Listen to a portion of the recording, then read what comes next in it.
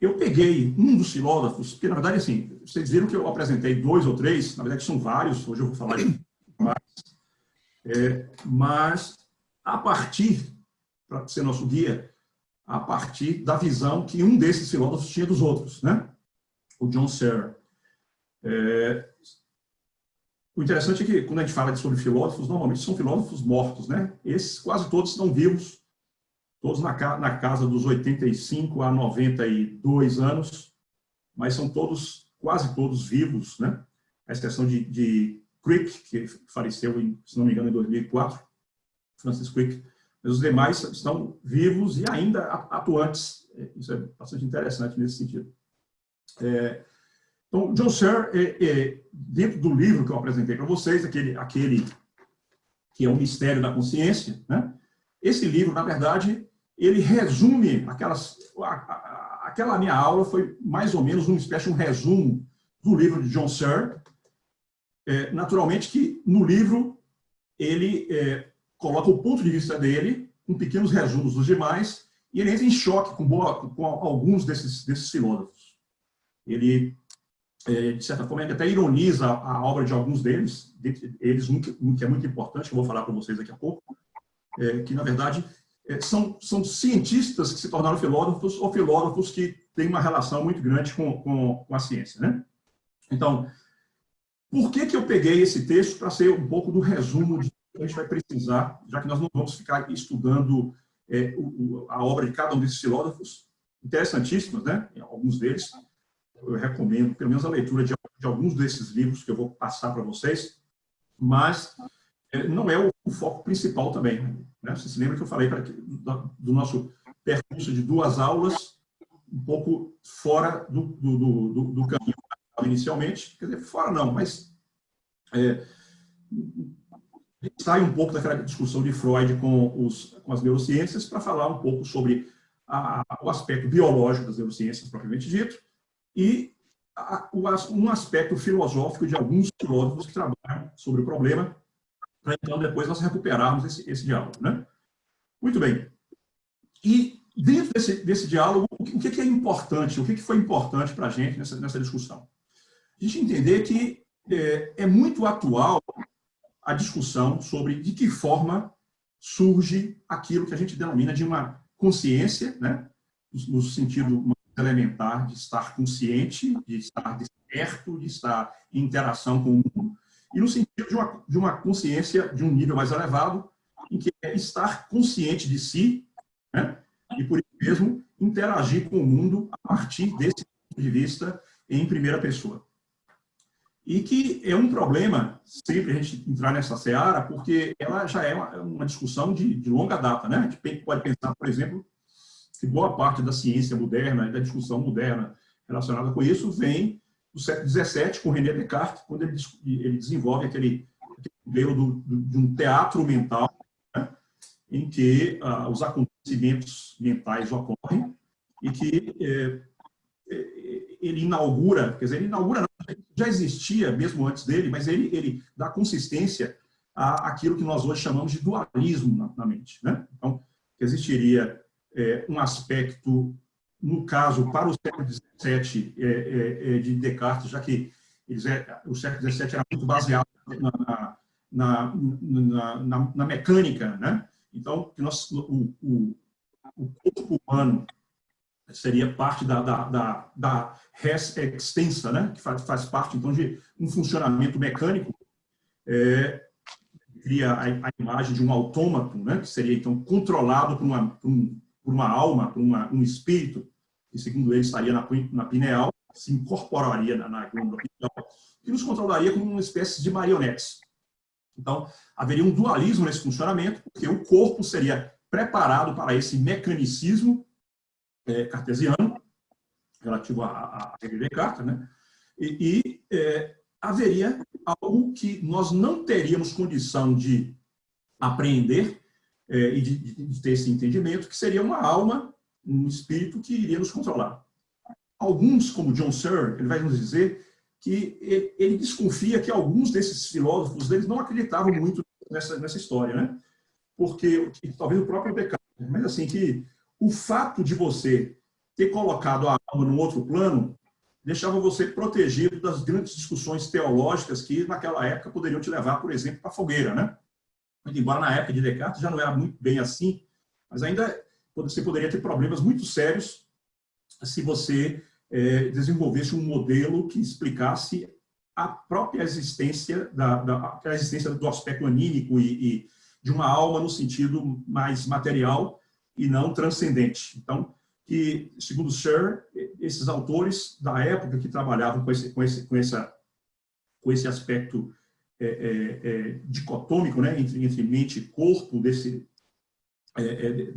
dessa separação, ele se viu um pouco sob a proteção, ou melhor dizendo, a margem daquilo que poderia ser a grande mão da igreja, que iria certamente persegui-los se eles tentassem dar essa explicação completamente materialista, né?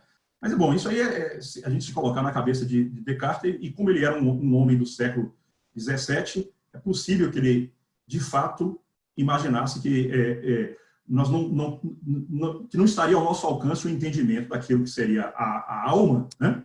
Mas que estaria, sim, ao nosso alcance o entendimento daquilo que seria o instrumento dessa alma para a interação com o mundo, que seria, então, o nosso corpo. Ok? Muito bem.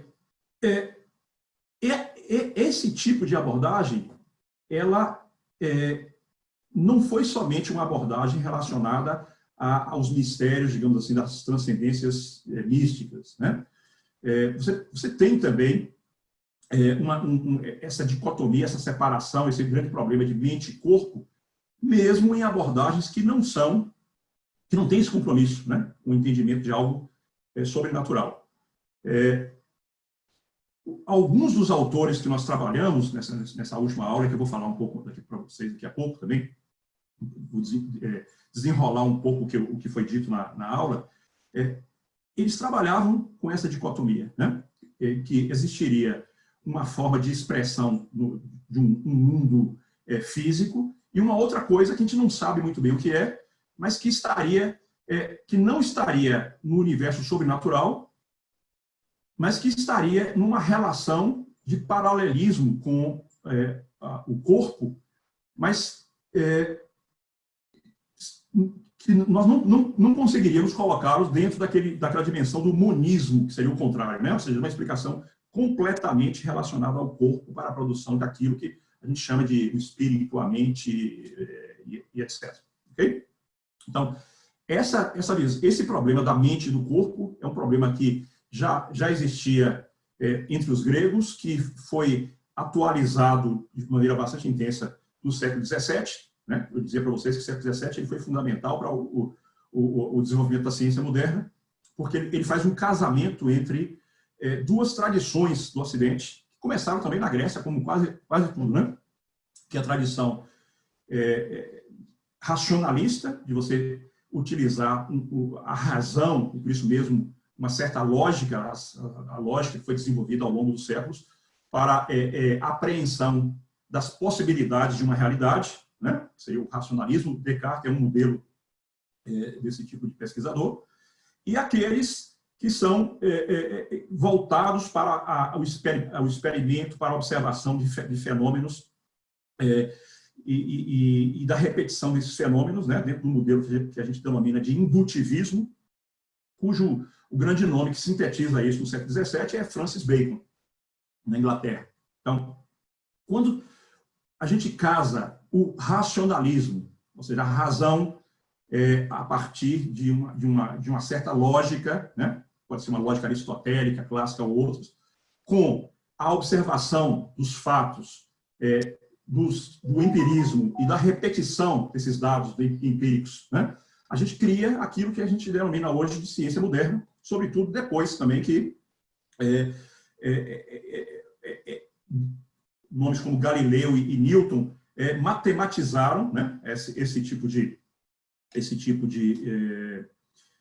observação, fazendo também o casamento da matemática tanto com o racionalismo como com a observação empírica, né? Então, nasce aí, de certa forma, a ciência moderna e os modelos de mente também, eles vão andar par e passo com o desenvolvimento desses modelos científicos, tá?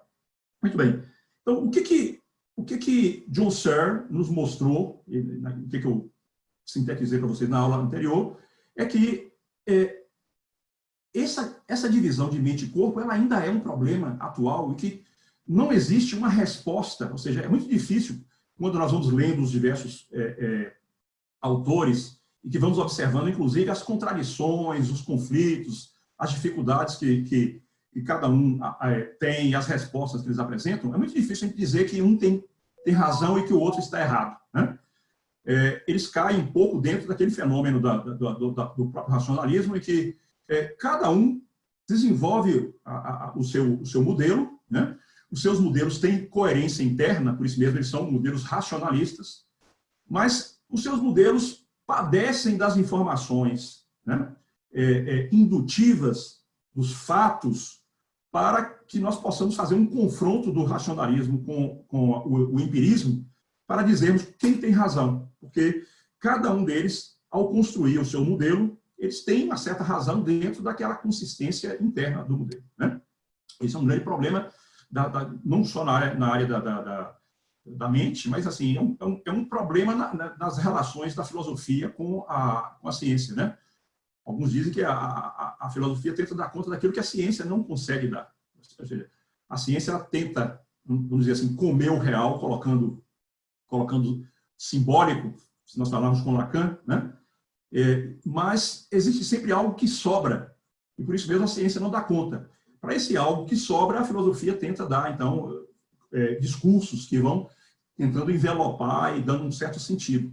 E uma das formas do sentido, de dar sentido é a partir do racionalismo, né? Então, mas o que John Searle vai nos dizer?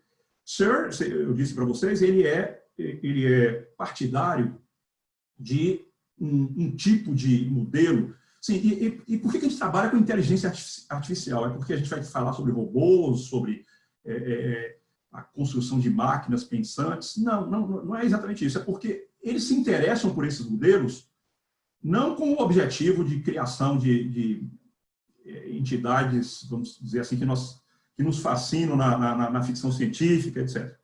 Mas como modelos para o entendimento da mente humana. Okay? Então, por exemplo, quando o Chalmers fala sobre zumbis, ele não está se referindo aos filmes de zumbis que comem os cérebros humanos, etc. Ele vai falar sobre... são uma espécie de metáforas que são utilizadas para nós entendermos de que forma emerge a consciência humana, né?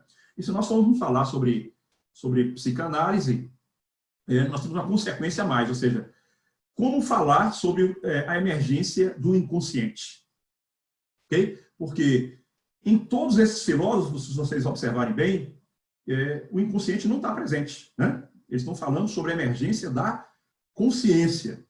O inconsciente, o que é inconsciente, ele se apresenta sempre como uma adjetivação, mas não como uma instância, aquilo que, quando nós falamos na psicanálise.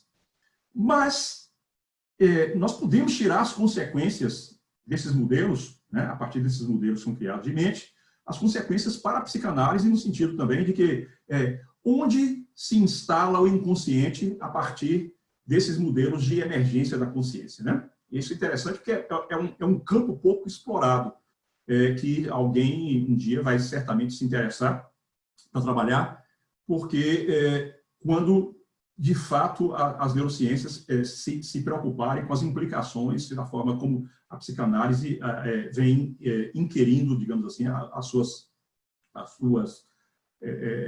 pesquisas, né? Muito bem. Então, John Searle, ele acreditava numa inteligência artificial soft, né? Vou dizer para vocês isso. Qual é a diferença dessa inteligência artificial que não se confunde com aquela hard, aquela dura, pesada, no sentido de que nós entenderíamos a mente humana como um computador e, sobretudo, a mente humana como um software que é rodado nesse computador. Aquela questão que nós até já discutimos aqui um pouco, né? Anteriormente. Então, ele acredita que, sim, como nós estamos com um modelo biológico, né? Ele trabalha com um modelo biológico, materialista, ele diz assim, não é possível que nós imaginarmos que não seja nesta máquina biológica, que é o cérebro, de onde, que não seja daí que venha a emergir a mente, a consciência e todas as outras consequências, né? Como memória, linguagem e etc. Mas que nós não poderíamos traduzir essa mente simplesmente como um software de um computador, pelo menos não como dentro dos modelos que nós temos de computação, aquilo que ele chamou de modelo de computação de von Neumann e baseada nos modelos também de Alan Turing, né? Então, como nós não podemos entender, nós não sabemos ainda como funciona, então nós temos uma série ele tem uma série de conjecturas e ele vai então dialogar com esses outros autores para nos dizer o que ele acha que está certo e o que acha que está errado, né? Muito bem. No nosso modelo, nós trabalhávamos com a ideia de uma dicotomia, perdão, não de uma dicotomia, mas de um modelo de código digital, né, em que os neurônios disparam ou não disparam, e por isso mesmo formam um código muito parecido com o do computador de von Neumann. O computador de von Neumann, o modelo computacional de von Neumann, que é o que a gente utiliza, que esses computadores que nós estamos usando nesse momento, eles trabalham assim, eles trabalham em série, né? Ou seja, cada uma das informações, ela vem a partir de e interessante isso também, porque ele exige uma temporalidade, né? Exige um tempo, uma diacronia, em que os diversos elementos do seu código, eles vêm em série e em sucessão.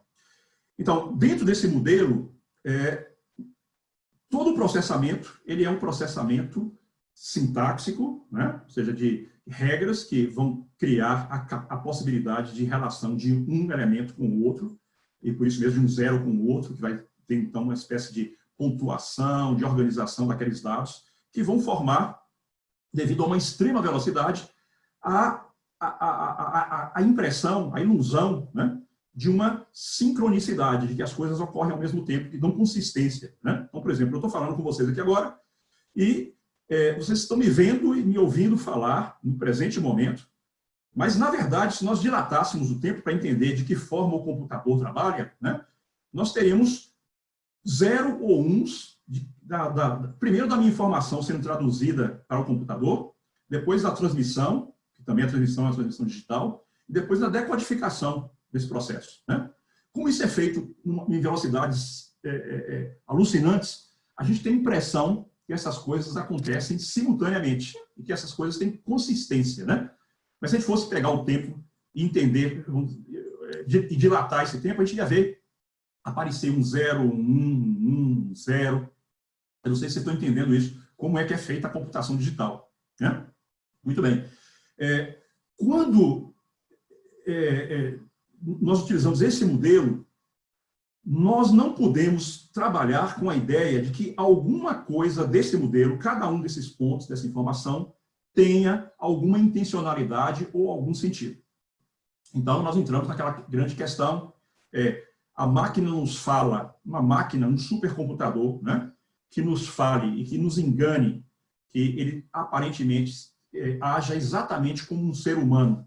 Ele tem uma mente que emerge como as nossas mentes, né? Então, essa é uma discussão muito, muito importante para nós entendermos se existe ou não a inteligência artificial. Então, você se lembra que no experimento de Turing, né? Turing, ele lança uma espécie de um desafio nos primórdios, lá no início da computação, que ele diz que nós estaríamos frente a uma inteligência artificial quando a máquina nos enganasse, né? Aquilo que eu já apresentei para vocês na nossa aula. Ou seja, que ao inquirir um interlocutor, que eu não sei se é uma máquina ou se é uma pessoa, se eu não conseguir distinguir esse interlocutor de um humano, é porque haveria uma inteligência artificial, né? Mas essa inteligência artificial, então, se nós imaginarmos que nós convivemos, por exemplo, com uma pessoa durante muito tempo e que ela age exatamente como todos os outros humanos, né? E um dia isso é um experimento que Searle nos apresenta no livro, essa pessoa escorrega no banheiro, bate a cabeça e, com o crânio aberto, nós descobrimos que, ao invés de um cérebro dentro do crânio dessa pessoa, haveria uma série de chips de silício, né? E que nós descobrimos, então, que aquela pessoa é um androide. Okay? O que aconteceria? Nós iríamos pensar assim, ela me enganou todo esse tempo, né? Mas, na verdade, era um computador e, por isso mesmo, não tinha uma consciência como a minha, né? E, por isso mesmo, não tinha um espírito, uma alma, se você for um indivíduo de uma visão transcendente, né? Ou, mesmo que não, mesmo dentro do sentido materialista, você iria pensar assim, mas então, esse indivíduo que eu pensava, um exemplo que eu me relacionava, né, amorosamente, na verdade era uma máquina e que não tinha a experiência da consciência. Então, nós poderíamos nos perguntar com Alan Turing, né? Realmente essa pessoa não tinha experiência da consciência, não existia a possibilidade de um sentido, de uma intencionalidade, ela não falava em primeira pessoa, ela era apenas uma máquina de enganar, ou ela era uma máquina que gerava uma consciência como a consciência humana. Não sei se vocês estão entendendo o problema, né? Que é um problema da filosofia da mente. Muito bem. Alguns vão dizer que não, que ela não era uma máquina humana, que não tinha experiência humana, e outros vão dizer que sim, que tinha, porque se era exatamente igual, eu posso ter a mesma dúvida se qualquer um de vocês cair no banheiro, abrir um crânio e tiver uma máquina biológica lá dentro, um cérebro, e eu posso fazer a mesma pergunta. Será que essa pessoa me enganava todo esse tempo e ela se comportava como um humano, ou que é um humano, né? Aí entra a suposição de que a minha mente é parecida com a sua e a suposição de que existe aquilo que a gente chama de a teoria da mente, né? Em que eu suponho que você tem uma mente porque eu funciono da mesma forma que você, já que eu não tenho acesso ao funcionamento da sua mente. Mas nós teríamos o mesmo problema com a máquina, né? Então, Searle vai nos dizer que esse é um problema que talvez não deva existir. Porque no dia em que a máquina se comportar dessa forma, ela está se comportando como um humano. Mesmo que ela não seja capaz de falar em primeira pessoa. Mas nós não sabemos jamais se qualquer outro indivíduo tem a capacidade de falar em primeira pessoa, né? Nós estaríamos com o mesmo problema, sendo máquina ou não sendo. Não sei se vocês entenderam esse tipo de problema, né? Então, para Searle, não é impossível que um dia uma máquina fale em primeira pessoa.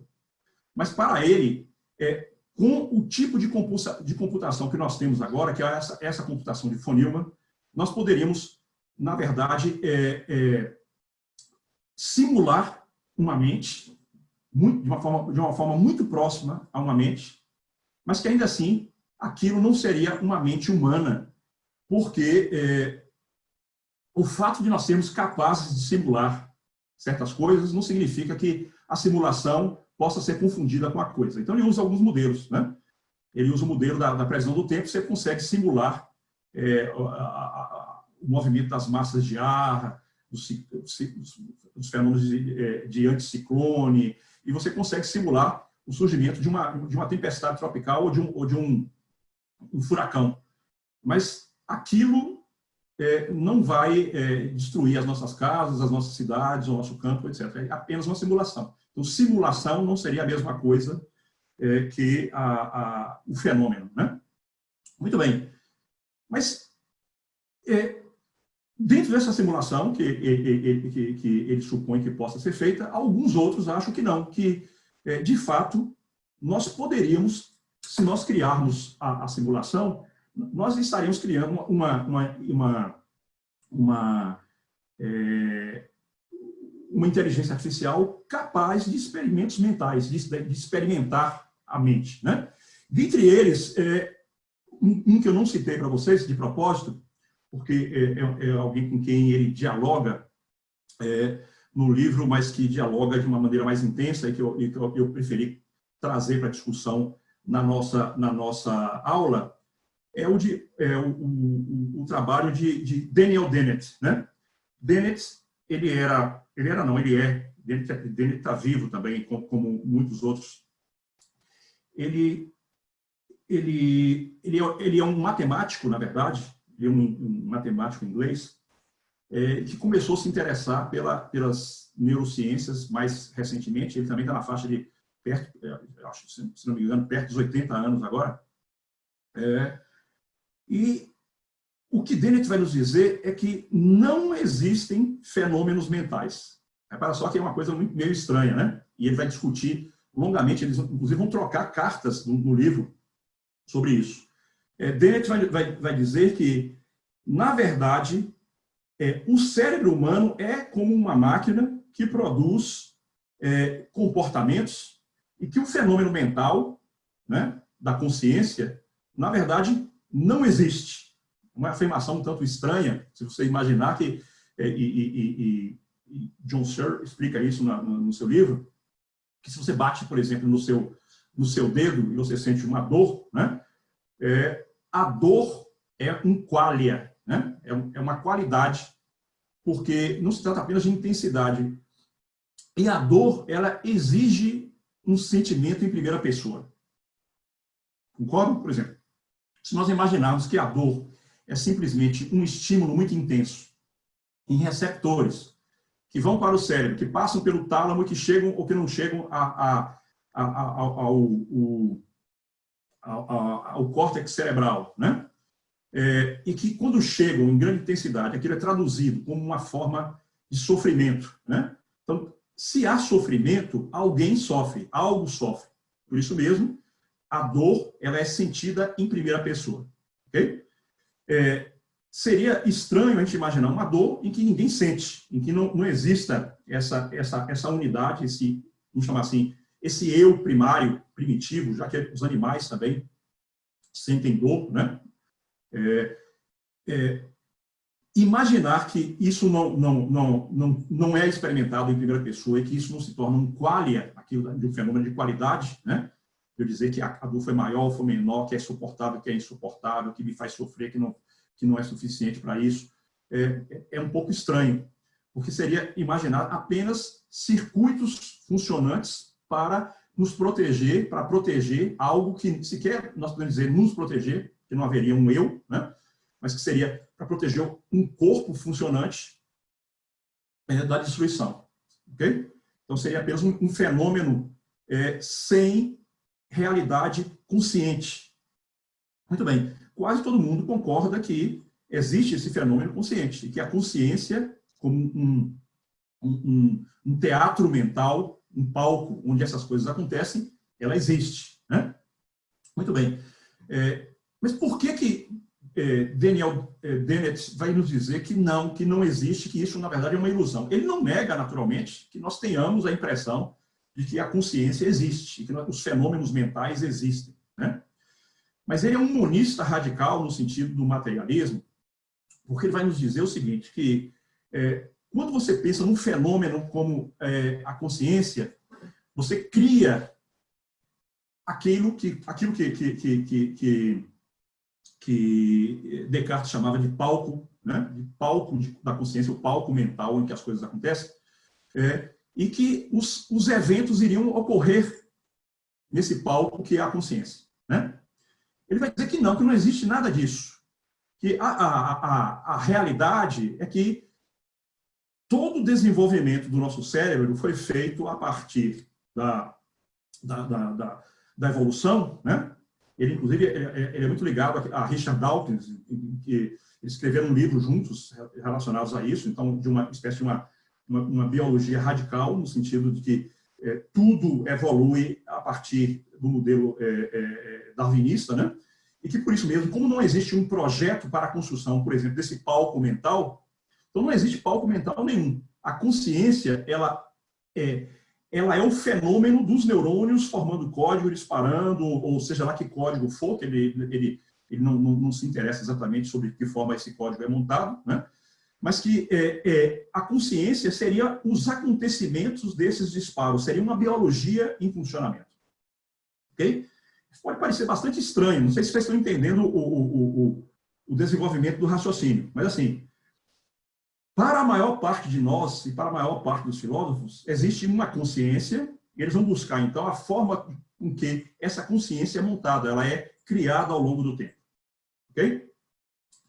Para Dennett, não existe esse palco. A consciência, ela seria, utilizando uma expressão que ele não utiliza, mas que seria uma expressão filosófica, né? Seria imanente. Ou seja, no próprio processo da biologia em movimento, na criação do funcionamento do cérebro, né? Cada um daqueles elementos vai criando aquilo que nós temos a impressão, uma espécie de uma ilusão, de que existiria um palco mental onde ela acontece.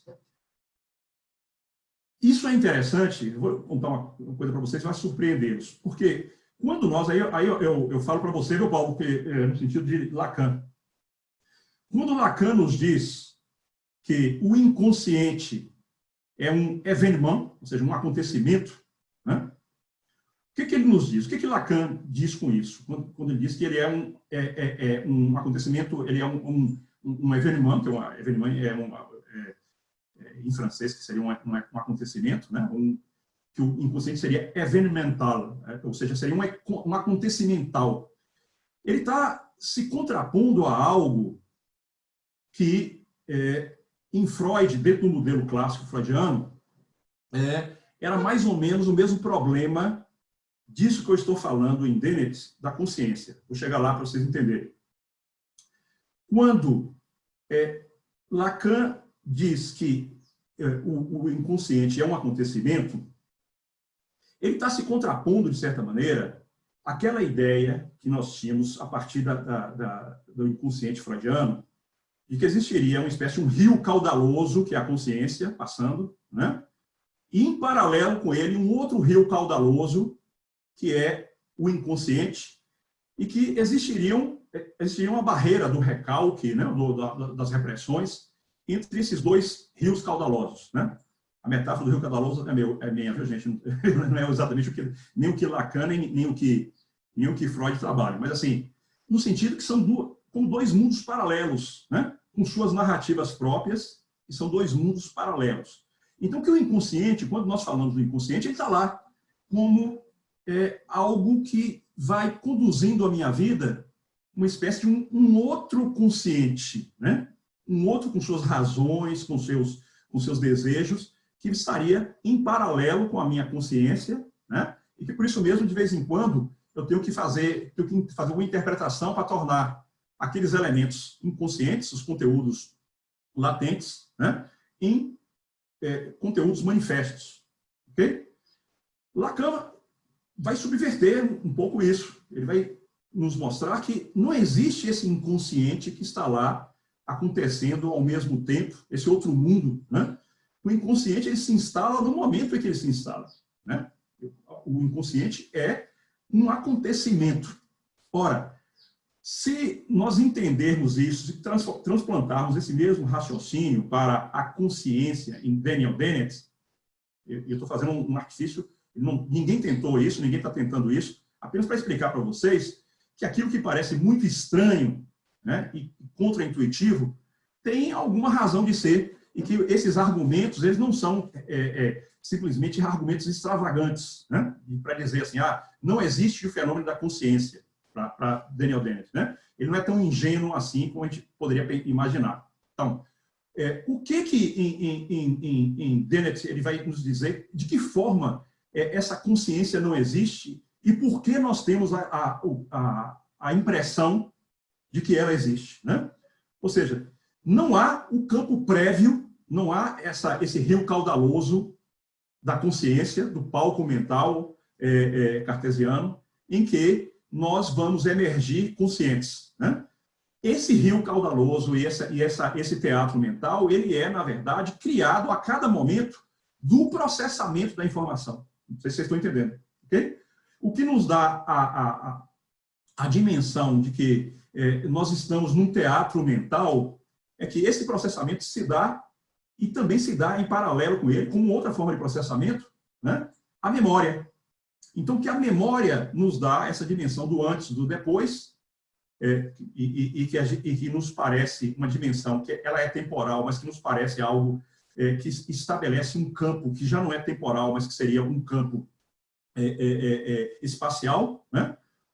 Ou seja, do nosso teatro, né? Em que nós nos deslocamos nele como um teatro mental, mas que ele, na verdade, não existe. Ele é um processamento permanente de informação, em que ele é sincrônico em cada momento, né? E quando ele se estende no tempo, quando ele se torna diacrônico, ele nos dá essa impressão como uma espécie de um cinema que, frame a frame, né? Ou seja, cada um dos quadros do filme vai passando momento a momento, dentro desse processamento de informação, e nós temos, então, a impressão de que existe um teatro mental onde nós transitamos. Não sei se vocês entenderam isso, ok? Então, esse modelo do Daniel Dennett é talvez o mais polêmico com os quais, e dentre os quais, o John Searle ele vai discutir e entrar em confronto, e etc. Né? Muito bem. Mais próximo do nosso modelo, do modelo que nós vimos, isso para mostrar que há várias abordagens possíveis para essa questão da emergência da mente e da emergência daquilo que depois nós vamos chamar do sujeito. Né? A emergência da mente, mas uma mente que depois se inscreve numa linguagem e que rompe com todo esse aspecto biológico, ou pelo menos, quer dizer, não rompe, mas que ganha uma autonomia de organização que já não é mais dependente dos aspectos biológicos. Né? No caso de Dennett, isso nunca aconteceria, porque seria sempre o próprio processo biológico que estaria confundido com isso. Né? Ele utiliza alguns argumentos, por exemplo, se você imaginar que sobre o aspecto de saúde, por exemplo. Se você tem todos os órgãos funcionantes, né, você não pode falar que a saúde é independente dos órgãos funcionantes. Isso é um conceito abstrato que é criado, né, mas a saúde são os órgãos funcionando adequadamente. Não é que os órgãos funcionam adequadamente para gerar saúde. Não sei se vocês entenderam isso. Então, é o mesmo modelo da criação da mente. Ou seja, a mente ela não é um fenômeno que é independente, um espaço mental em que nós iríamos, então, criar os elementos para esse fenômeno, mas que seria visto a partir do fenômeno maior. Né? Ele vai dizer que não, que é o contrário, ou seja, que o fenômeno menor é que cria a ilusão da existência do fenômeno maior. Então, dentro dessa metáfora, se nós temos todos os órgãos funcionantes, nós temos saúde. Se nós tiramos um dos órgãos, nós perdemos a saúde, ou se nós destruímos alguns dos órgãos. Mas que a saúde não ele na verdade, é um conceito puramente fictício, né? Que é dependente do funcionamento da mente, do corpo. E que a mente seria o mesmo processo. A ideia de uma mente que emerge do corpo já estaria dentro daquela visão dualista, né? Que ele repudia. Não existiria dualismo. Na visão hard de Daniel Dennett, o cérebro seria a mente. O funcionamento do cérebro seria a mente propriamente dita. E seria a consciência propriamente dita, que, na verdade, sequer existiria como um elemento independente do funcionamento dos próprios neurônios. Vocês entenderam isso? Muito bem. Searle, naturalmente, ele diz que ele não acredita nisso, né? Ele acha que nós não temos condição de afirmar isso e que não existem modelos computacionais suficientes para explicar de que forma funcionaria a consciência. Né? Existem modelos que nos ajudam a simular o funcionamento, mas que a simulação não é o fenômeno, né? Naturalmente. Uma coisa é a simulação, outra coisa é o fenômeno da mente. Ok? Muito bem. Mas o que nos interessou também nos outros filósofos? Vocês viram que Francis Crick, vocês se lembram de Crick desde o segundo grau, né? Quando vocês se lembram da história da descoberta da dupla hélice do DNA, né? Que foi feita lá na Universidade de Cambridge, Crick e Watson, né?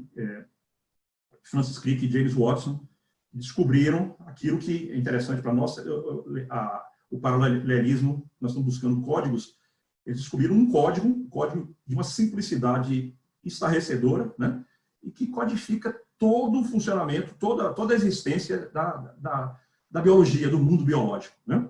Então, isso é muito interessante.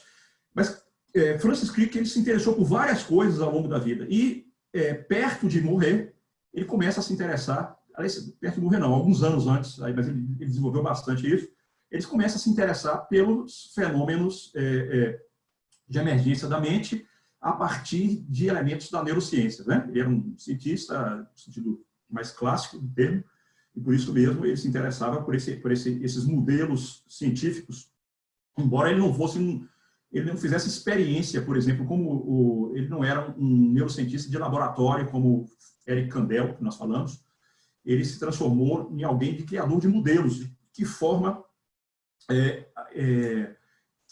a mente poderia funcionar e dar consistência aos objetos, aos elementos que a compõem, né?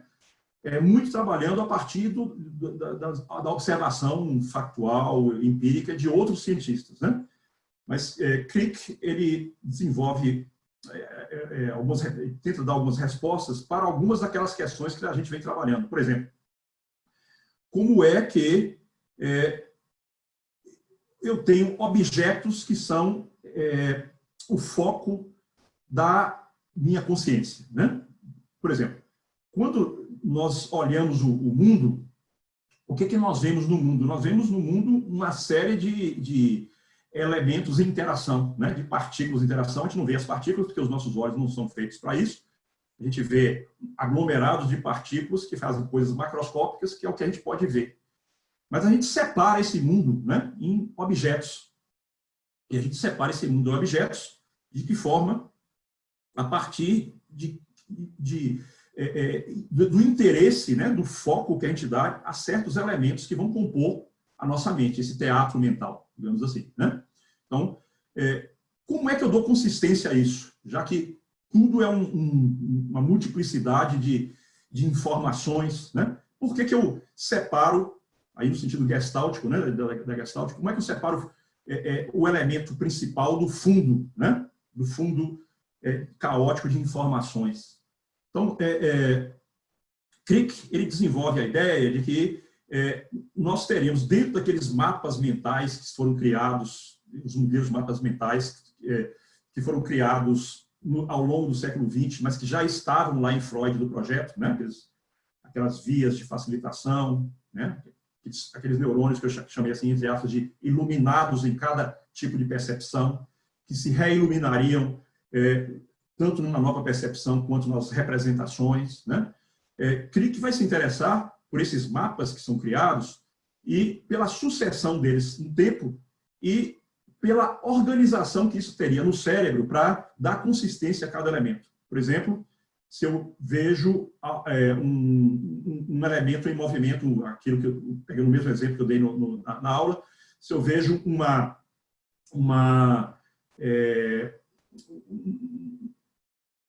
capivara, vou botar um exemplo mais brasileiro, né, para não falar de urso, em movimento, o que faz com que, no meu cérebro, dentro das diversas áreas do meu cérebro, eu veja, primeiro, um animal, segundo, que eu saiba que é uma capivara, segundo, que aquela capivara é um animal da fauna brasileira, que aquilo me remeta a, sei lá, uma música, e que dentro de toda essa extravagância de informações, né, que a gente recebe todo o tempo, eu faço um foco daquela capivara e que aquilo tem uma organização que diga respeito à minha audição, à minha percepção visual, às minhas emoções e tudo isso, né? Então, Crick, ele vai desenvolver um modelo de que existiria uma espécie de uma integração, e a gente lembra de Freud aí voltando para o estudo sobre as afasias, né? Em que ele nos dizia que não estaria em um único ponto do cérebro, mas que em vários pontos do cérebro, no sentido das palavras, né?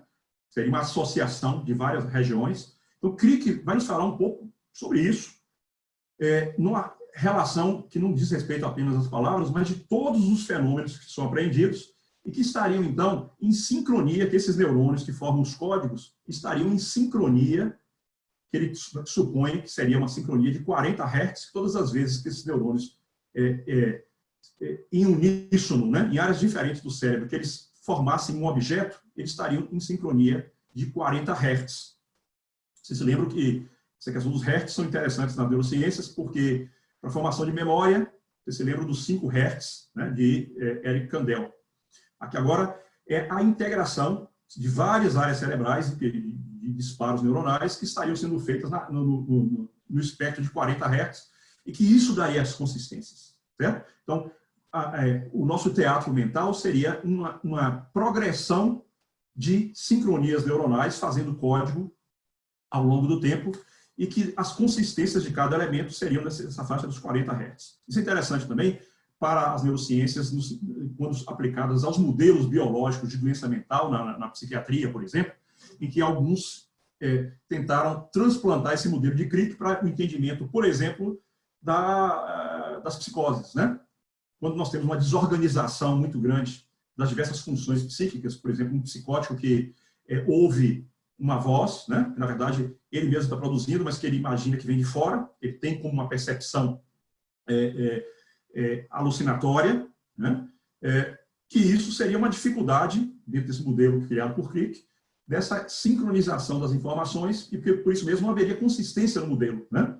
Então, não haveria formação de algo que relacionasse a percepção ao eu, que, por sua vez, também precisaria dessa consistência, e que, por isso mesmo, seria a percepção alucinatória seria vista como exterior, como algo vindo de fora e não de dentro, né? Isso é uma série de especulações, algumas interessantes, outras muito longe ainda de se transformarem em modelos para aquilo que a gente chamaria de uma fisiopatologia das doenças mentais. Ok? Muito bem. O que junto com esse modelo de Crick, né, John Searle nos mostra também o modelo de Gerald Edelman, que são complementares, de certa forma, com o de Crick, que seria para dar consistência ao próprio eu, o próprio ego, né, junto com os elementos externos.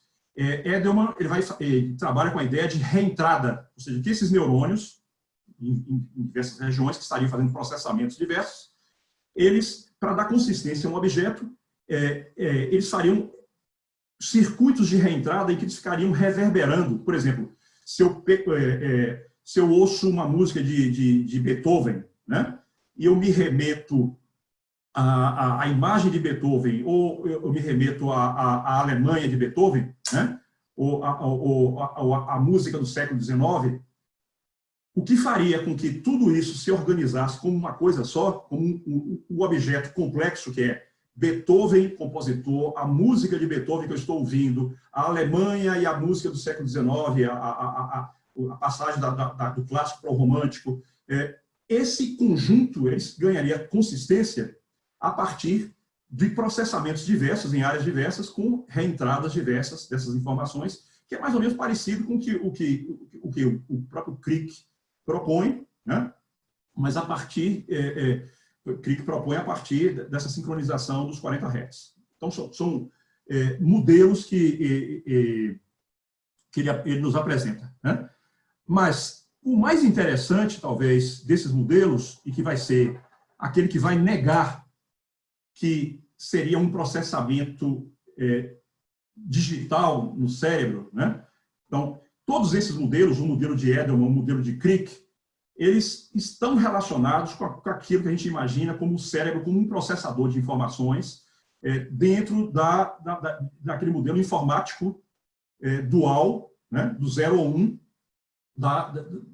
do tipo de processamento de von Neumann, né, em que nós não conseguiríamos sair, na verdade, de uma lógica, de uma lógica dual, né, desse processamento, e que, por isso mesmo, para alguns, como para esse que vamos conversar agora, que é Roger Penrose, né, não seria impossível nós explicarmos a consciência a partir desse modelo.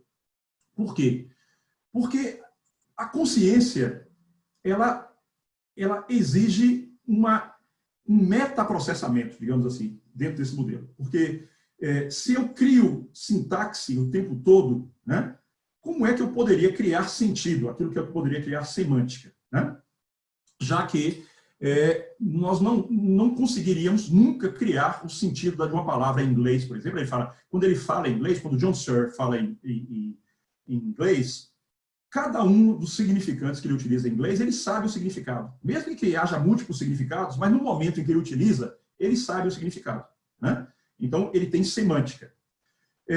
Quando ele utiliza um modelo computacional sequencial, como é o modelo digital, cada um dos elementos processados não tem qualquer sentido, por exemplo, para a máquina, para o computador, né? Por isso mesmo, não tem semântica. Então, a consistência do sistema estaria toda ela dentro de um processamento com regras dicotômicas, em que, primeiro, nada de novo poderia surgir, então é um método completamente determinista, né? Ou seja, não poderia haver criação, nós poderíamos ter a ilusão, alguns advogam isso, que não existe criação, né? Que tudo é determinista, que você poderia explicar, por exemplo, a Nona Sinfonia de Beethoven, ela já estava presente lá no Big Bang, porque, na verdade, foi uma sequência de movimentos da matéria e de energia que foi se organizando até chegar ao momento em que um cara chamado Beethoven compôs a Nona Sinfonia e tudo estaria presente ali, ou seja, um determinismo absoluto, né? Mesmo que extremamente complexo, né? Porque são elementos os mais diversos ao longo dos bilhões de anos que iria formar quem nós somos hoje. Mas ainda assim seria um determinismo. Então, Penrose ele vai nos dizer que esse modelo de funcionamento, esse suposto modelo de funcionamento do cérebro como um computador que agiria como um processador desse código binário, jamais poderia criar algo novo, né? E que estaria sempre dentro de um mesmo modelo. Ele utiliza, inclusive, ele faz um paralelismo com o teorema de Gödel, né? Em que, dentro da matemática, existiriam alguns sistemas, algumas afirmações que seriam verdadeiras, mas que não seriam explicadas pelo próprio sistema, né? Existiria, então, um metasistema, uma outra explicação de fora daquele sistema para explicar o funcionamento. Então, ele vai nos dizer que o modelo dual não funciona. E que modelo ele vai nos propor? Que modelo Penrose vai nos propor? Ele é um matemático que se interessa pelos aspectos matemáticos da física quântica, né? E ele vai nos dizer que, quando nós pegamos o funcionamento dos neurônios como digitais, nós estamos pegando apenas um fenômeno macroscópico, quer dizer, macroscópico, não macroscópico que a gente não pode ver, mas um fenômeno de uma dimensão muito grande, que seria a dos neurônios, né, que esconde um processamento muito mais complexo, que nós não temos ainda esse entendimento desse comportamento, que se daria em elementos muito menores dos neurônios, e que a única possibilidade de explicação de a emergência de uma consciência seria a partir desses elementos muito menores que o neurônio, que serão elementos que estariam dentro de um processamento quântico. E ele propõe que isso aconteceria dentro daqueles microfilamentos do citoesqueleto do neurônio, porque eles têm uma conformação, as moléculas têm uma conformação atômica que permite uma espécie de uma codificação que já não seria mais a codificação binária, a codificação dual dos neurônios, né? Do disparo do sim ou do não, mas que seria aqueles disparos do sim, do não, ou do sim e do não ao mesmo tempo, e nós entraremos, então, dentro de um universo quântico de processamento, que, então, de onde, na organização desse universo, emergeria aquilo que a gente chama de consciência. Na verdade, ele antecipa muito do que acabou acontecendo na própria informática, né? Hoje vocês sabem que já estão em testes processadores baseados naquilo que se chama de key bytes, né? Que são processadores que trabalham não mais com esse aspecto dual, dicotômico, mas com algo baseado na física quântica. Aquilo que eu falei para vocês, que é difícil a gente entrar nisso, porque precisa ter um conhecimento maior de física quântica. O grande problema desse modelo é que ele, de certa forma, ele leva o problema para uma esfera de uma nova, vamos chamar assim, de uma nova fantasmagoria, né? Por quê? Porque enquanto a gente estava tentando entender como funcionava dentro do processo dual, dicotômico, a gente trabalhava com uma certa racionalidade. De repente, para dizer que isso é muito mais complexo, a gente joga para um campo em que nós não vamos ter mais a racionalidade. Embora não saiamos da proposta de racionalidade, né, científica, mas nós adiamos o entendimento dizendo assim, é algo que nós não sabemos como funciona muito bem, né, que é um processamento muito mais complexo e que já não se encontra mais nos neurônios, mas em partículas desses neurônios, em partículas atômicas ou subatômicas que vão compor esse neurônio. É mais ou menos aquele problema do argumento da existência de Deus, né? Todo mundo diz assim, como é que você vai explicar a existência de algo tão complexo, né, como a realidade, se não existir um Deus que explique tudo isso, né? Aí, como você não consegue explicar, que realmente é muito complexo, você diz que foi Deus. Aí, nós caímos num novo problema. E como é que você vai explicar a existência de algo tão mais complexo do que a complexidade que existe, né? Que seria o Deus? Mas aí não precisa explicar. Não precisa explicar porque Deus é tudo, etc. Aí caímos, então, um pouco no terreno da crença. Então, essa explicação que Penrose nos dá, de que ele faz um adiamento, na verdade, mais ou menos parecido. Ou seja, se nós não temos os elementos dentro da computação, dos modelos computacionais atuais, para explicar como emerge a mente, e que isso provavelmente é mais complexo do que o simples processamento digital, significa que isso está em outro lugar e que vai ser algo muito mais complexo que nós não entendemos ainda, né? Então, é uma espécie de um adiamento. Nós transferimos um problema para algo que se supõe ser mais complexo, mas, por outro lado, nós não temos ainda a explicação desse mais complexo, né? É uma espécie de um adiamento, e que poderia ser um adiamento ad eternum, porque nós cairíamos no mesmo problema se nós conseguíssemos explicar no nível, digamos, quântico, e que cada um desses elementos da explicação se transformasse em um outro problema para ser explicado também. Então, não sei se vocês estão entendendo, né? O problema de Penrose, quando ele faz a crítica aos modelos computacionais, né, vigentes, ele joga num outro modelo computacional ainda mais complexo, mas que ele não tem os elementos, que ninguém tem ainda os elementos para explicar. E aí, então, nós caímos no mesmo problema complexo sempre de que a explicação está mais adiante e que aquela que nós temos ela não vai funcionar, né? Que, na verdade, também é um problema, mas é uma realidade. Nós sempre podemos fragmentar a realidade em problemas maiores, né, que vão compor cada um desses elementos. Para fugir dessa atomização do problema, um outro autor, prometo que vai ser o último que eu vou falar hoje, né, antes da gente discutir, que é apresentado por John Searle, é o Edelman, o Gerald Edelman, né? Que Edelman vai pegar o problema pelo outro lado. Ele vai dizer o seguinte: não, a consciência existe sim, mesmo que se você for decompor essa consciência, que você tenha uma série de problemas, mas ela é um fato, e aí entra aquilo que eu dizia para vocês, que é um recorte, ou seja, independentemente de como ela é produzida, se ela é produzida só pelos neurônios, se ela é produzida por uma emergência de alguma outra coisa que surge dos neurônios, o fato é que a consciência ela existe porque ela é experimentada ou experienciada por nós como tal, né?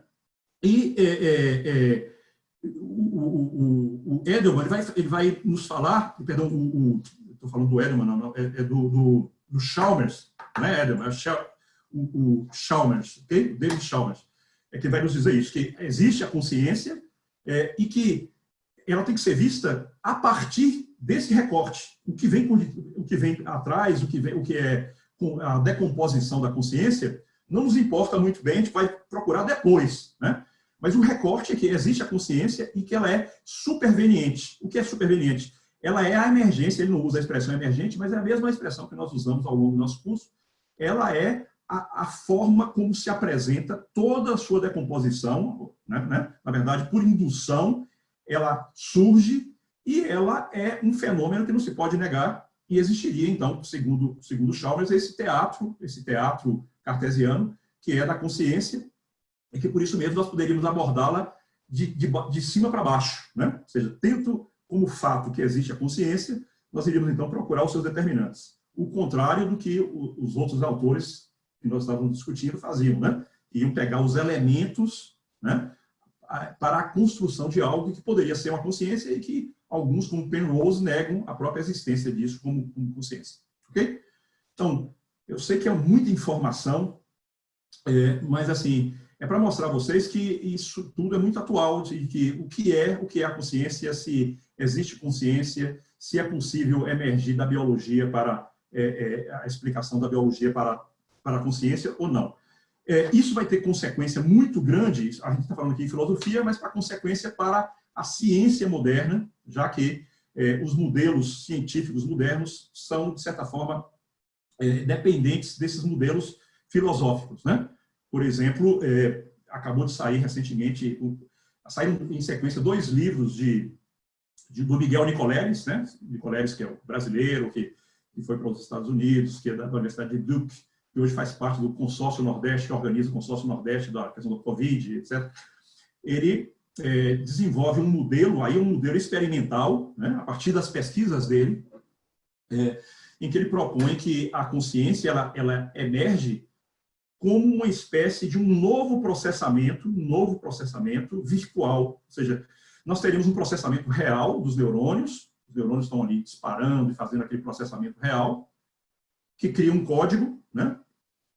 Mas a forma como eles processam em várias áreas do cérebro, eles criam um campo eletromagnético, e que esses campos eletromagnéticos em diversas regiões do cérebro que iriam interagir entre si e formariam, então, uma espécie de uma nova computação, uma computação de um novo nível, que não é a computação dos neurônios em si, ou seja, não é a computação real, mas é uma computação daquilo que surge dos neurônios, que emerge dos neurônios como campos eletromagnéticos, e que esses campos eletromagnéticos iriam interagir entre si para formar um novo tipo de computação, né? Mas isso mais tarde, eu ainda vou falar sobre isso para vocês.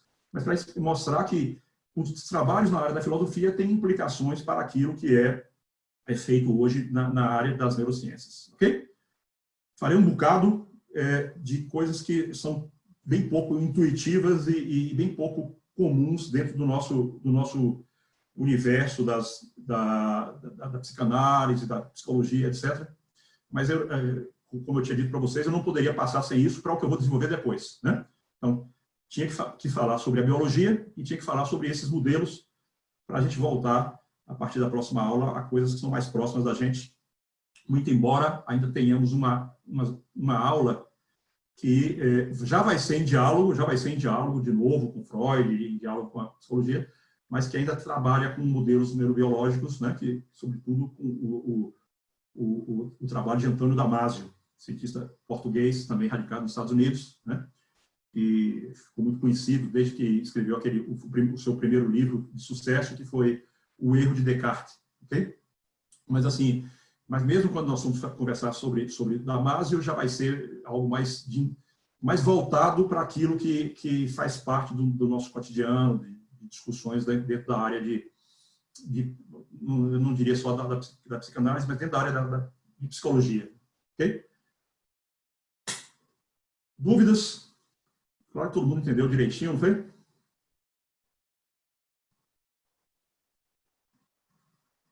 Saímos um bocado do que a gente vinha discutindo até agora, né, Paulo? Nessa aula. Sim, desviamos. Está ouvindo? Estou ouvindo. Fizemos um desvio aí interessante, né? Estou ouvindo aí atentamente você. E as minhas conexões estavam funcionando a 140 Hz.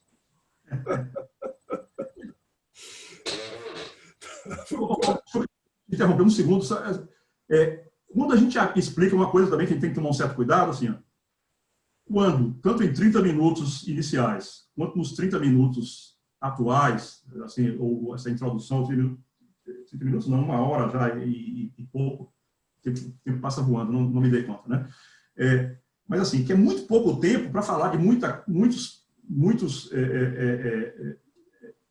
filósofos, e isso pode nos dar uma ideia de uma certa ingenuidade de cada um deles, né? Que, naturalmente, ele tem, né? Então, assim, só lembrar vocês isso, porque para a gente ter o cuidado de a gente de cara não falar assim, mas que maluquice é essa, por exemplo, quando o Penrose diz que não existe consciência, né? Que não existe o fenômeno da consciência. Acho que é preciso, isso aqui é a chamada de atenção para depois a gente se interessar para ler, aqueles que se interessarem, naturalmente, né? Com certo cuidado. Mas desculpa, Paulo, eu te interrompi, era só para lembrar. Não, é isso mesmo. Eu acho que não tem ingenuidade aí, não. São pessoas de autoconhecimento e de articulações muito, muito fortes, né? Mas deu a impressão que estava, pelo que você estava falando aí, se a gente entra mesmo a rigor na radicalidade do modelo neurobiológico, a gente tem que entender que a gente sempre está no passado. Porque há um tempo de processamento para que se possa dar algo. Quando a gente realiza aquilo, já aconteceu no passado, a gente já passou, porque aquele processamento foi anterior. Então, a gente estaria sempre, de alguma forma, num passado que a gente não percebe pela exiguidade de tempo. Mas, de acordo com o seu raciocínio, se pudéssemos ampliar isso, nós teríamos que dizer, bom, realmente está lá estamos no passado. Olha, o que me chamou a atenção também foi que por que se faz essa comparação de inteligência artificial com a mente? Porque, pelo menos dentro da nossa referência, e aí talvez eu acho que eles talvez fossem mais bem-sucedidos no propósito de igualar o funcionamento mental ao funcionamento de uma máquina, se eles estudassem mais a debilidade artificial. Porque o que nós temos como opção, como humanos, segundo Lacan, ou é a loucura, ou é a debilidade mental. Porque a nossa mente é débil, é que a gente cria sentido. E quando criamos sentido, ficamos mais débeis ainda, porque a gente produz uma interpretação sobre algo que não vai trazer, em última instância, uma realidade única, absoluta. Ou seja, quando a gente lança a mão de uma construção fantasística, de uma fantasia, para fazer uma leitura da realidade, que é isso que a gente faz, você fala isso o tempo todo, até usei hoje seu exemplo na minha reunião com o meu núcleo. Claro que sem, evidentemente, deixar de citar os créditos a você. Eu aprendi isso com o Eduardo Leda. Mas é exatamente isso que a gente faz. Ou seja, o ser humano ele tem uma debilidade. A turma aí está tentando encontrar uma inteligência artificial como se fosse uma inteligência que fosse se comparar com a mente humana. Pois a mente humana é débil. Ela não consegue captar na sua integridade a coisa em si, a materialidade das coisas em si. A gente cria conceitos para apreender o mundo.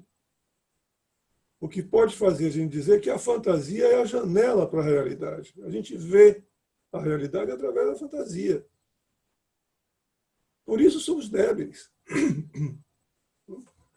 Não estamos interessados em descobrir uma inteligência artificial como se fosse o suprassumo do que vai se aproximar do humano.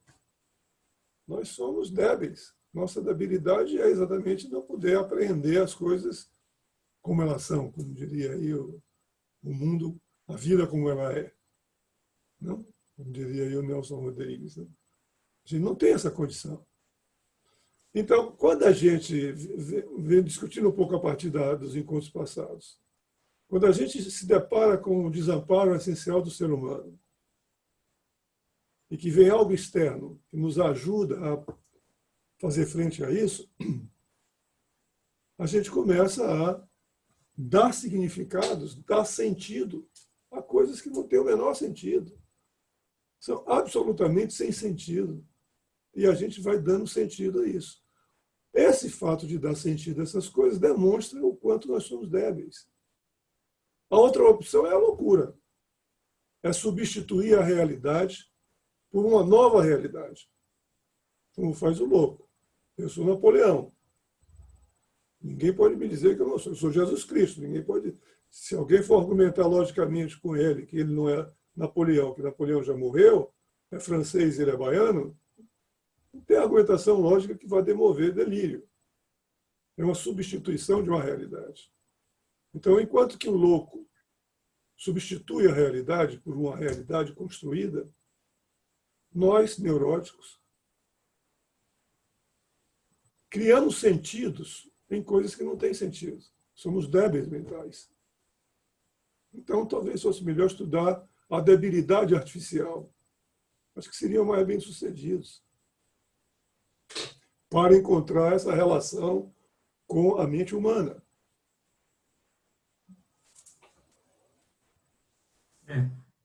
O campo da inteligência artificial ele é múltiplo, né? Assim, existem aqueles que trabalham com inteligência artificial para, de fato, criar máquinas inteligentes, né? Se eu vou criar máquinas inteligentes, eu espero que elas sejam o mais racional possível para criar, para produzir aqueles efeitos que são os desejados, né? Por exemplo, se eu vou criar uma máquina artificial para fabricar um carro, eu espero que essa inteligência artificial seja a mais precisa possível, mais coerente possível. E essa seria, digamos assim, a aplicação da inteligência artificial na tecnologia, né? Agora, existe um campo do estudo da inteligência artificial que não se interessa por esse aspecto mais pragmático de construir máquinas, né? Que é mais como uma metáfora para construir modelos entre esses, os modelos de mente, nesse sentido. E dentro desses modelos de mente, e aí você tem razão sobre isso, sobre essa questão da nossa debilidade, a máquina que se supõe poderia nos enganar, aquela que quebra a cabeça no banheiro, que a gente descobre que no lugar do cérebro tem silício, ela seria a máquina com debilidades. Seria a máquina com fantasia, seria a máquina com imprecisões. Essa seria a verdadeira inteligência artificial que geraria uma consciência, isso em tese, né? Naturalmente isso não existe, eu digo assim, dentro do modelo. Ela não seria aquele androide perfeito que sabe todas as respostas, que resolveria todos os problemas, que seria frio, que não... Pelo contrário, né? O modelo ideal que não é que ninguém queira construir esse androide, assim, mas o modelo ideal da inteligência artificial que iria mimetizar a consciência e, eu diria, os seus desdobramentos, inclusive o inconsciente, né? Seria aquele que teria as mesmas debilidades, as mesmas dificuldades e que precisaria também criar uma fantasia para que o mundo fosse organizado através dessa fantasia. E não... Você me permitiu uma parte? Não. Essa máquina Android que cai no banheiro, se fosse de uma inteligência artificial no modelo preconizado, ela não cairia no banheiro. O fato dela cair no banheiro já demonstra uma fragilidade, uma debilidade mental. Algo no processamento dessa máquina funcionou de uma maneira inadequada, que ela não percebeu o equilíbrio que deveria ter e cai no banheiro. Então, essa máquina é a máquina humana, é a máquina que cai no banheiro. A máquina humana é a máquina débil, é a máquina sujeita aos erros, aos fracassos. A criação de sentido para dar conta de algo completamente sem sentido que se nos apresenta no mundo, na vida. Não há sentido. A gente cria sentido. Isso não é para dizer que nós não devemos criar sentido. Nós só podemos viver criando sentidos. Mas, de fato, se a gente a rigor, se a gente for observar muito proximamente, qual o sentido que a gente tem para viver, não é? Então, a religião vem aí, por exemplo. A religião vem aí e dá um sentido à vida da gente. Preenche esse vazio que a gente tem dentro da gente com Deus. Bom, olha, esse sofrimento que você tem aí, esse vazio que você tem que lidar, Deus vai preencher. Deus dá tudo. Deus, a crença em Deus, a fé, vai amenizar o seu sofrimento. E eu acho que é um bom discurso, o discurso religioso. Eu posso falar isso de cadeira, porque não sou religioso, não sou nem batizado. Não tenho religião, não fui batizado. Quando eu era criança, eles diziam que eu ia para o inferno, porque se morresse sem batismo, eu ia para o inferno. Eu tinha um pavor horroroso disso. Mas... O pior seria virar lobisomem, né? Tinha umas histórias assim. Então, eu posso falar isso de cadeira. Agora, a diferença, a religião é algo que não pode ser tomado de uma forma simplista. Dizer Deus não existe. Deus não existe como Deus não existe. Você pode dizer que no fato da religião, de como a religião é construída pelo humano, você pode ter seus questionamentos. Mas dizer que não existe porque não é palpável, porque não é concreto, porque você não tem experiência, ou não pode ver, ou não pode repetir, isso acho que é um argumento frágil diante do fenômeno da fé, diante dos fenômenos da crença, que são muito enigmáticos e que são constatados, não, por pessoas com um alto grau de seriedade. Então, não é simples dizer Deus não existe. O verdadeiro ateu é muito difícil encontrar um verdadeiro ateu que não tenha crença. Porque se não tem crença em Deus, temos crença em outra coisa. Acreditamos em alguma coisa. Sempre estamos no mundo da crença para fazer frente ao encontro com esse vazio, com essa falta de sentido que a gente está sendo confrontado a cada momento da vida. Então, eu acho que seria mais interessante estudar, insisto nisso, a debilidade mental para comparar ao funcionamento da mente humana do que a inteligência, a debilidade artificial, melhor dizendo, do que a inteligência artificial. Você sabe, eu vi uma vez um comentário de uma empresa alemã que começou a usar muita informática para substituir os profissionais. E, na época, tinha uma senhora que era uma datilógrafa. Talvez as pessoas aí não conheçam muito bem o que é uma datilógrafa. Mas a gente conhece. Batia na máquina de escrever as cartas da empresa. E isso foi substituído por um programa de computador. E faziam cartas perfeitas. Enviavam cartas perfeitas. E os consumidores começaram a reclamar, porque alguns deles viam nas cartas, onde tinham erros de digitação, viam a senhora que estava por trás do teclado da máquina datilográfica. Então, a empresa alemã começou a tentar colocar no programa do computador a possibilidade dele cometer alguns erros para imitar a datilógrafa, para que os consumidores que recebessem em suas casas aquela carta sentissem a humanidade que estava sendo transmitida pelos erros da datilógrafa. Então, eu acho que havia, pelo menos foi o que me suscitou hoje trazer aqui nessa discussão, havia mesmo de comparação da mente humana, não pode ser pela inteligência artificial. Só pode ser pela debilidade artificial. Se nós observarmos, por exemplo, na ficção, né? Tanto na literatura quanto no cinema,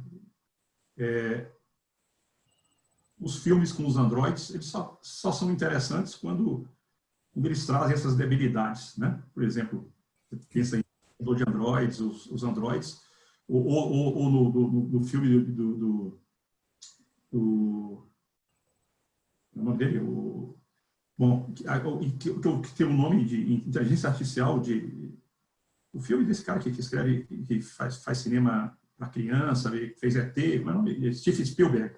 Spielberg. Muito interessante esse filme dele, que é um filme muito melancólico, inclusive, que não tem nada a ver ele não é um filme para criança, né? Que é o Inteligência Artificial, em que são seres com demanda de corpo, com frustrações, eles entrariam dentro dessa característica da debilidade artificial, né? Eles só são filmes interessantes por isso. Os filmes em que os androides são perfeitos, normalmente são filmes de um cinema mais superficial, menor, que não traz as questões que são humanas. Por isso mesmo, a debilidade é uma questão humana, a incompletude, a falta de precisão, né? O não saber. Isso certamente que são questões humanas. Isso é levado em consideração, isso que seria importante deixar claro, para alguns daqueles que trabalham com essa ideia de inteligência artificial, né? Que certamente, para eles não estariam em desacordo com você de que é preciso um certo grau de debilidade artificial, de uma debilidade mental artificial, para nós entendermos. Até porque o mundo ele é todo construído, o mundo que nós transitamos ele é um mundo construído simbolicamente, né? Como você bem colocou, em que todas essas buscas de transcendência são buscas de sentido, de alguma forma, e que... Então, esse eixo semântico, a questão semântica é a prova da existência da debilidade mental. Isso. E o que eu queria,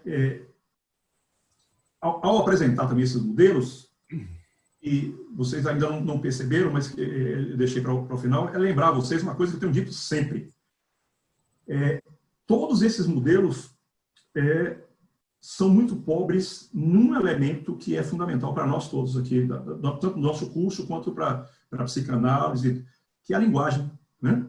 Você percebe que cada um desses elementos eles são tomados de forma imagética, uma construção de um ego imagético, de um processamento de conceitos já determinados.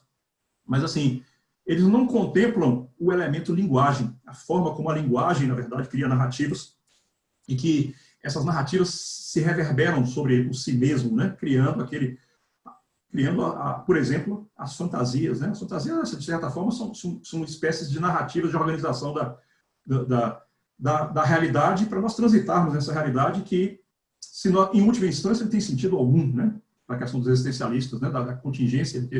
E por isso mesmo, nós temos que criar alguma coisa para atravessar esse grande túnel, né? De uma forma mais ou menos suportável, que é a criação de algumas narrativas que são, naturalmente, por serem narrativas, são tributárias da linguagem. E todos esses modelos, você lembra que eu usei para vocês uma expressão que é assim, a miséria linguística mas também da filosofia da mente, de certa maneira, né? Em que muitos não se dão conta, apesar de serem indivíduos de formação intelectual extremamente sofisticada, mas não se dão conta dessa dimensão que é quando nós saímos dessa questão dos processamentos de 40 Hz, de reentrada, de computação quântica, que independentemente de onde nós saímos para isso, né, que alguma coisa vai emergir que vai nos fazer, que vai nos retirar não da natureza, mas da biologia, né, nos dando um elemento para transitar no mundo, para organizar o mundo, para dar essa consistência no mundo, para criar deuses, ou criar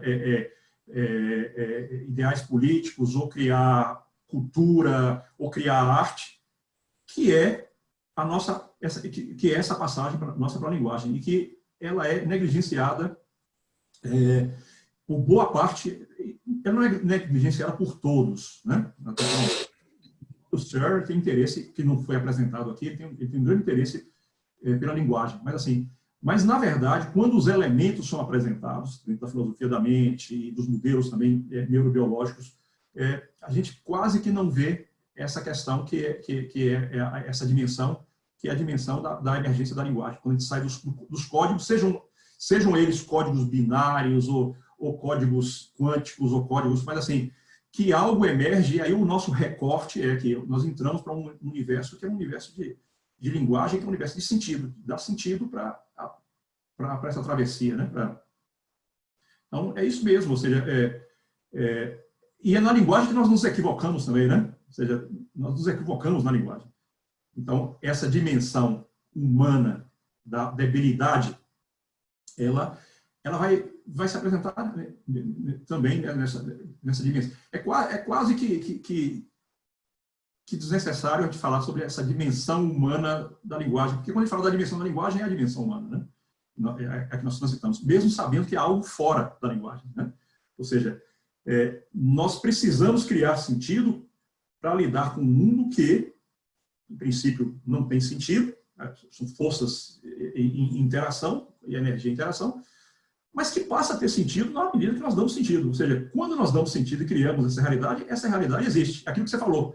Por exemplo, você pode não acreditar numa entidade, num Deus ex machina, né?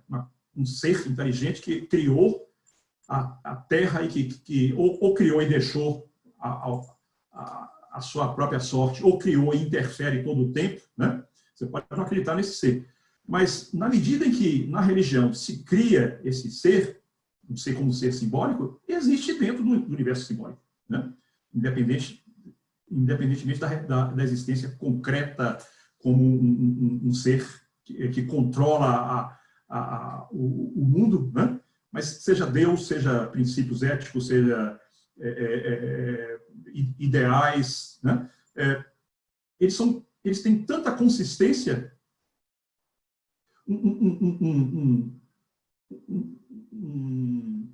um centauro tem tanta consistência simbólica quanto um cavalo, né?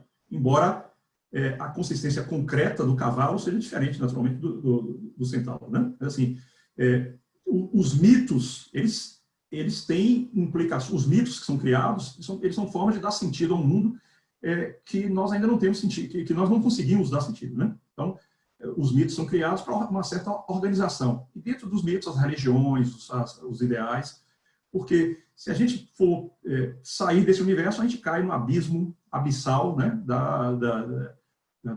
das partículas subatômicas em movimento e energia, etc. Isso é interessante porque é um outro autor que eu não citei ainda, mas que eu vou citar em algum momento, que é o Meltzer. Eu já citei ao longo do nosso curso, mas não citei na nossa aula de hoje, que é importante nesse sentido. Ele, a partir desses elementos de que uma criação simbólica, da forma como a gente organiza, ele chama isso de túnel do ego, né? Que é a forma que nós temos de organização, de separação de certos estímulos, de processamento desses estímulos, para criar uma realidade que, em última instância, se você pegar do ponto de vista não humano, é uma realidade que não existe, que toda ela é virtual, né? Mas se você pegar do ponto de vista do humano, é a realidade que, na verdade, existe, que é a realidade que nós transitamos, né? É uma realidade criada dentro do mundo simbólico, que é um mundo de palavras, de linguagem, né? E todos esses elementos, esses autores que nós conversamos aqui hoje, nenhum deles, apesar de toda a ciência, nenhum deles se deu conta disso, de que é a partir da linguagem que nós organizamos esse mundo, né? Claro que alguns deles não estavam nem interessados nisso, que estavam interessados mesmo naquela questão da relação da consciência com a biologia, né? Mas, de qualquer forma, é surpreendente como, em 100 anos de desenvolvimento em paralelo das neurociências e das discussões de filosofia da mente, nós tenhamos tão poucos em escala, né? Quer dizer, nós temos alguns que certamente trabalham em relação com a linguagem, mas eu digo, o número desses cientistas e de filósofos que se interessam de fato por essa passagem, não apenas pelo aspecto neuronal, mas de que forma esse aspecto neuronal gera uma outra coisa que já não é mais neuronal, né? É surpreendente como tão poucos deles se interessaram por isso. Se interessaram pela palavra e pela linguagem.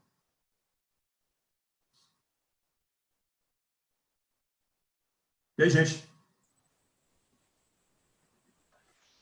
Eduardo, colocar aqui, já que essa semana você fez 2 sugestões interessantes, porque são filmes que eu acho que quase todo mundo já assistiu, né? Caçador de Androides e o Jogo da Imitação, mas a gente passa a ver de uma outra maneira, né? Eu digo para você que realmente, depois de ver sua aula na quarta-feira, eu interpretei aqueles filmes de uma outra maneira, né?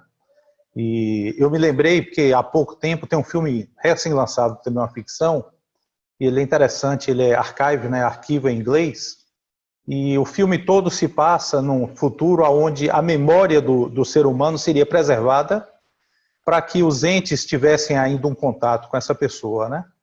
E o protagonista do filme, o tempo inteiro, ele elabora uma inteligência artificial e ele vai aprimorando para que ele pudesse voltar a conviver com a esposa que ele supunha ter morrido em um acidente de carro, certo? E o filme é interessantíssimo porque ele te leva para esse protagonismo, mas ao final do filme, na verdade, o filme todo foi na memória dele. Era a memória dele que tinha sido preservada, certo? Então era esse contato aí com a memória que estava ali. E, assim, eu me lembrei, né, que Lacan, ele fala no Seminário 6 que o grafo do desejo, ele vai se construindo aos poucos, né? Mas que o movimento, ele é constante e não há um momento aqui, um momento ali, mas, na verdade, quando ele está todo em funcionamento, ele funciona plenamente em nós, né? Então, embora você tenha uma resposta ao signo que parece ser no momento, é sempre a posteriori, né, com o contato com a linguagem, que a gente vai ter essa resposta, né, vamos dizer assim, com o que a gente chama aí de vida, que, como o que Paulo trouxe, é, na verdade, a fantasia. Eu me lembrei de uma frasezinha que ele fala, né, que ele fala que é diante do desejo de um outro, e esse outro é o outro da linguagem, que nós vamos nos sentir desamparados, né? Ele usa até uma palavra, acho que é Riflos, né? Rifloscat, um nome assim, que é o desamparo do ser humano. Então, é nesse lugar aí, né, que eu acho que a nossa memória, a nossa vida, e hoje à tarde, né, eu achei interessantíssimo isso, né? A nossa debilidade em ser, ela se encontra, né? É nesse lugar aí, né, nesse desamparo do outro, né? Esse archive que nós temos, que nós achamos que é a realidade, como naquele filme, e na verdade é a nossa memória que trouxe, né? É a minha subjetividade. Aqui hoje à tarde, na aula, eu estou pensando um monte de coisa acerca de vocês, mas é a minha debilidade que está em ação, né? A gente está concatenando isso aí. E é interessante, né, esse jogo aí com a memória. Semana passada, eu participei de um curso aí de neurociência, e foi uma coisa bem voltada aí para essa parte biológica. E é interessante, né, porque depois das nossas discussões aqui, a gente passa a olhar e fala assim, poxa, como você tentar ligar essas coisas meramente ao físico, né, você realmente vê que não vai ter uma resposta, porque não há uma resposta única. A única resposta é a minha, né? Essa é a única. Esse contato com a memória, esse contato com a realidade que a gente está falando, né, ela é única, ela é subjetiva, né? Mas é óbvio, né, que ela parte de um funcionamento, né, não tem para onde correr, você pode dizer bem melhor do que a gente, na biologia, a questão neuronal, não adianta você acelerar o processo. Uma criança de 3 meses de idade, ela não vai conseguir andar, porque ela não está plenamente formada. Mas com 3 anos de idade ela não anda, tem algo errado, né? Mas isso não tem nada a ver com o contato dela com a linguagem, com o ser que está aí em formação, né? Então, acho isso interessantíssimo, né? E eu trouxe essa questão aqui para isso, né? Porque com a colocação que você colocou na quarta-feira, como nós, ou pelo menos eu na minha subjetividade, pude reler na minha memória filmes que eu já tinha assistido e consegui compilar uma nova realidade, né? Algo totalmente novo a partir da discussão que a gente vem tendo aqui desde o dia 6 de junho, né? Quer dizer, já vai fazer 60 dias que estamos aqui nessa discussão, né? Isso é realmente primoroso, é excelente, né? Mas a pergunta que fica aqui é isso, né? O que é isso aí, né? O que é esse momento? Né? O que é esse momento que nos joga aí nessa, vamos dizer assim, esse filme, né? Esse jogo com a linguagem que nós temos? Vou dar mais 2 sugestões de filmes, então, Samuel. Um dos episódios de Black Mirror, não sei se você já viram na Netflix, são umas histórias numa espécie de uma distopia de um futuro próximo, né? Muito ligado à tecnologia, etc. Tem um deles que eu não me lembro o nome, mas que é de uma mulher que o marido morre e ela começa a interagir com um computador que tinha as informações sobre ele, e que esse computador vai aprendendo a ficar cada vez mais parecido com o marido, né? Até o ponto que você se pergunta se não era o marido, ou seja, ele era tão igual que é um episódio interessante. Aliás, eles têm uns episódios interessantes nessa série. Um outro é um filme com aquele Joaquim Phoenix, que, se não me engano, não sei se é Hair ou She, uma coisa assim, que Hair. Esse eu assisti, é o Hair. Em que ele se apaixona pelo computador e depois ele descobre que o computador ele processava aquelas informações e, na verdade, o computador se apaixonava por centenas de milhares de pessoas ao mesmo tempo, né? E simulava para cada uma delas aquela. Então, são histórias interessantes. O Grafo do Desejo de Lacan é um importante elemento, interessante elemento para a gente descobrir sobre aquela. Discutido mais tarde, talvez, não está previsto para o curso, mas você falou aí agora sobre a questão da emergência, né? Essa coisa que realmente emerge de um mundo que Lacan não trabalha, o mundo biológico, né? Mas aí já saiu do mundo biológico de que forma, ao entrar na linguagem, algo do que a gente poderia chamar de humano ocorre. Isso é uma outra coisa que eu vinha pensando já há algum tempo, mas que isso é para um outro curso, não, outra discussão da gente, não. Eu queria aproveitar isso, se você me permite, queria aproveitar isso que você acabou de dizer sobre o grafo do desejo, que você deu um exemplo aí, que você disse que foi você que pensou que haveria 2 rios, um em cima e um embaixo. E, na verdade, esse é o grafo do desejo. O grafo do desejo é a estilização, e aí Nirvana pode nos ajudar, do esquema da formação do signo linguístico em Saussure, que é o esquema das 2 águas, as águas superiores e as águas inferiores. Haveriam massas amorfas, que seriam as percepções que se veem no mundo, e haveriam os conceitos. E os conceitos, eventualmente, teriam fixações nas massas amorfas, que seria a ideia do ponto de Capton, de Lacan, não? Do retorno, dando sentido. Então, esses 2 rios que você colocou aí é realmente a inspiração do grafo do desejo de Lacan, é sobre o esquema das 2 águas de Fernando Saussure na criação, na explicação de como funciona a linguagem, né? E o signo linguístico. Nirvana quer fazer alguma relação sobre o Paulo? Não vou dizer que ela foi tomar café, porque ela demora um pouco para ligar o microfone. Não, hoje ela foi tomar café mesmo.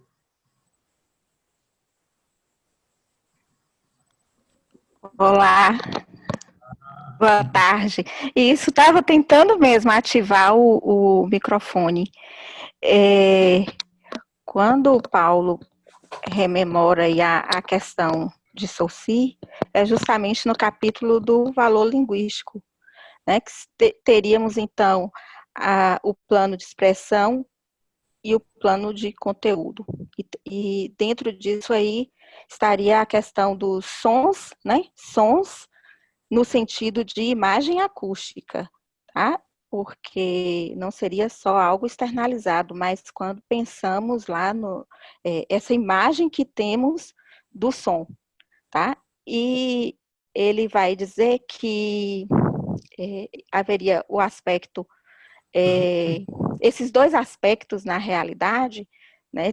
Ele trabalha separadamente, mas ele vai concluir esse capítulo dizendo que na língua, né, só existem diferenças, tá?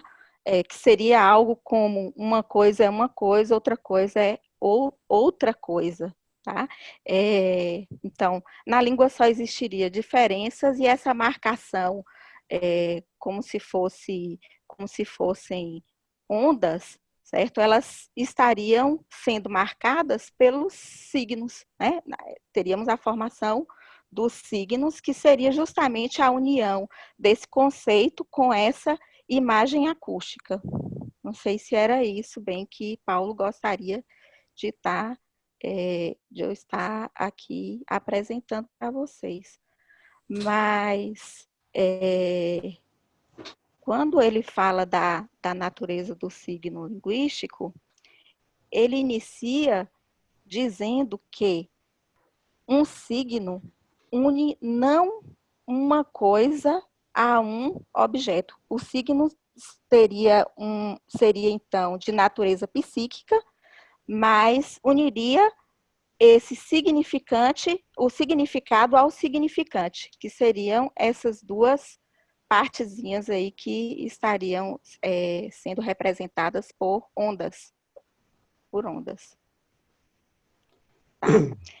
Aí, pensando na questão de Searle, né, ele entra na filosofia da linguagem a partir de Austin, né? Ele vai estudar a questão dos atos de fala de Austin.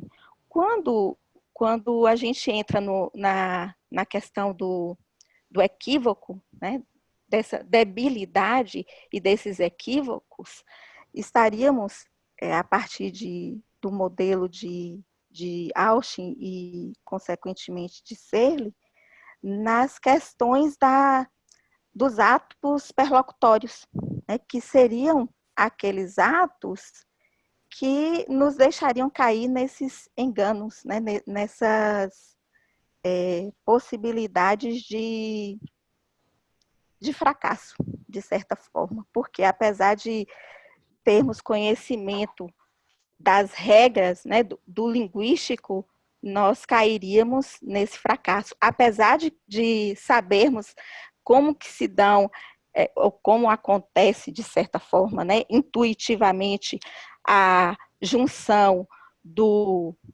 esse elo entre o significante e o significado, nós falhamos, né? Apesar de termos conhecimento de que um SN para sintagma nominal e um SV para sintagma verbal, né, como é que ocorre dentro da nossa língua natural, certo? Nós fracassamos em determinados momentos. Né? Por quê?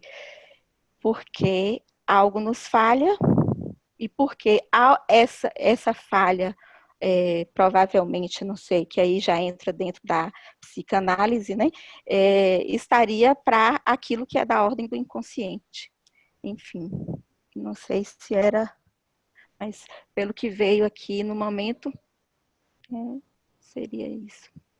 Sim, seria isso mesmo, Ivana. A questão do signo linguístico, né, da imagem acústica e do conceito. A relação psíquica desses dois componentes para fazer a apreensão do mundo, não do mundo de sentido, do mundo que vivemos. E Lacan se inspira nesse esquema de Saussure e faz uma estilização desse esquema. Ele faz aquelas duas linhas curvas, onde um vetor, dois vetores curvos e um vetor retroativo, onde vem, enfim, se precipitar o sentido, né? Então, o gráfico do desejo realmente ele é muito interessante, porque você tem que observar, além dos vetores, que existe uma direção. Aqueles vetores não funcionam aleatoriamente. São vetores que são orientados, por isso são vetores.